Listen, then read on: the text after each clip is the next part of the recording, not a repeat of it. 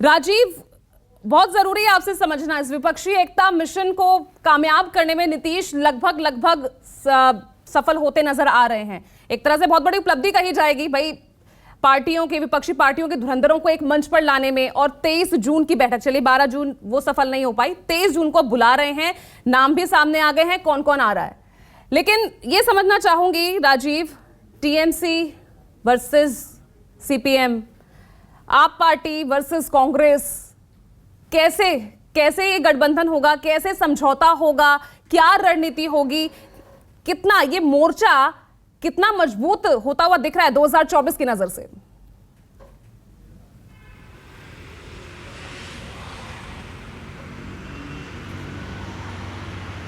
देखिए, पहली बात तो ये है कि बहुत लोगों के दिमाग में ये बात होगी कि ये आखिर में ये बैठक पटना में क्यों हो रही है।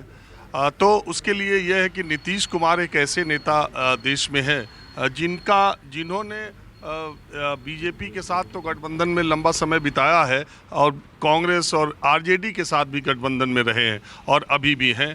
तो इसलिए बहुत सारे राजनीतिक दल ऐसे हैं जो कांग्रेस से अपने आप को अछूत मानते हैं और कांग्रेस उनको अछूत मानती है, लेकिन वो नीतीश कुमार से कंफर्टेबल है, इसलिए कि नीतीश कुमार दोनों पालों में रहे हैं। तो वो दोनों तरफ के नेताओं से उनके अपने संबंध हैं और अपना एक उनका राजनीतिक करियर इतना लंबा वो बताने की ज़रूरत नहीं है। तो इसलिए किसी दूसरी जगह पर ये बैठक हो, ये संभव नहीं था। कांग्रेस अगर अपनी जगह पे करती या केजरीवाल करते या ममता बनर्जी करती तो उसमें कांग्रेस असहज होती, कम्युनिस्ट असहज होते। लेकिन नीतीश कुमार पटना में कर रहे हैं और वो किसी के लिए वहाँ असहज होने की स्थिति नहीं है। और वहाँ पे जो विपक्षी गठबंधन है आरजेडी और कांग्रेस का, तो इसलिए वहाँ पर ये कार्यक्रम रखा गया और ज़्यादातर नेताओं ने अपनी सहमति दी है। अभी कल की प्रेस कॉन्फ्रेंस में जितने नेताओं के आने की बात कही गई है, अगर सच में वो सारे के सारे आते हैं, सारे top communist leaders, Mamata Banerjee, Arvind Kejriwal, Rahul Gandhi, तो नीतीश कुमार की एक बड़ी उपलब्धि होगी कि इन सारे लोगों को एक जगह बैठा पाने में पिछले 8 महीनों से जो वो काम कर रहे थे, तो ये एक बड़ी उपलब्धि होगी कि अगर ये सारे लोग एक जगह पर आएँ।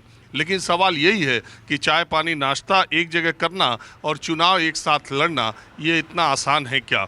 दूसरी बात ये है कि 23 जून का जो दिन है वो एक मज़ेदार या रोमांचक दिन भी होगा, क्योंकि एक तरफ तो विपक्ष की बैठक पटना में हो रही होगी, दूसरी तरफ प्रधानमंत्री नरेंद्र मोदी 10 लाख भारतीय जनता पार्टी के कार्यकर्ताओं से रूबरू होंगे 2024 चुनाव के लिए। श्यामा प्रसाद मुखर्जी जो कि आप भारतीय जनसंघ के संस्थापक रहे, पूर्व पार्टी के, श्यामा प्रसाद मुखर्जी की डेथ एनिवर्सरी उस दिन है और भारतीय जनता पार्टी उस कार्यक्रम को बहुत बड़े लेवल पर ले जाएगी।